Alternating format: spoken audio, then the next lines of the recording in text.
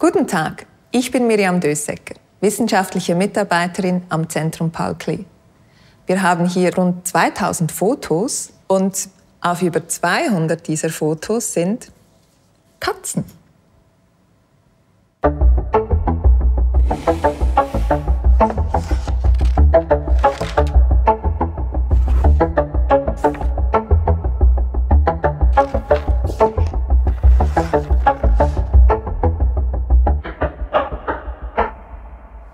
Zeit seines Lebens gehörten Katzen zu Paul Klees engsten Wegbegleitern. Das hier ist Fritzi, auch Fripui genannt. Hier 1922 in Weimar, auf dem Arm von Klees Sohn Felix. Und das hier ist Bimbo, auf Klees Schulter 1935 in Bern. Bimbo war schon zu Klees Zeit als Bauhauslehrer in Dessau die Hauskatze. Ihr sind eigene Seiten im Fotoalbum gewidmet, wie sie um das Haus streunt. Und sie wird auch in Briefen erwähnt. 1933 schreibt Paul Klee an seine Frau: Apropos Liebling, unser Bimbo. Er ist zurzeit besonders lieb, ganz lyrisch. Ich glaube, er ist ein Dichterbüsi. Positiver als je steht er zu meiner Arbeit und guckt so reizend zu, dass er hier und da in Zwischenpausen einen Kuss bekommt. Kein Wunder kleben manchmal Katzenhaare auf den Werken. Bereits in seinem Elternhaus in Bern sind Katzen allgegenwärtig. Hier ein paar Familienfotos mit Katzen.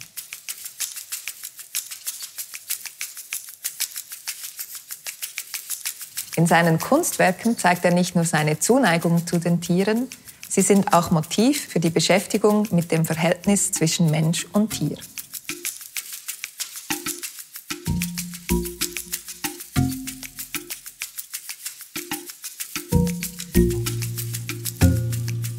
(1929) schreibt Klee in seinen Taschenkalender: Es gibt Katzen, die blicken wie bewaffnete Blumen.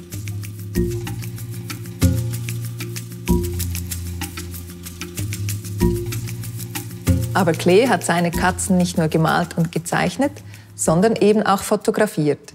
Und als Fotograf ist er ein Liebhaber, ein Amateur, der mit der Tücke des Objekts kämpft. Hier seine Katze Nüki. Sie hat brav stillgehalten. Das war nicht immer der Fall und manchmal hat der Fotograf auch nicht richtig scharf gestellt.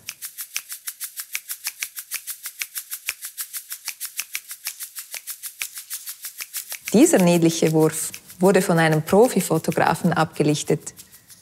Klee versuchte die Katzen nicht nur in Posen, sondern auch bei ihren Abenteuern einzufangen.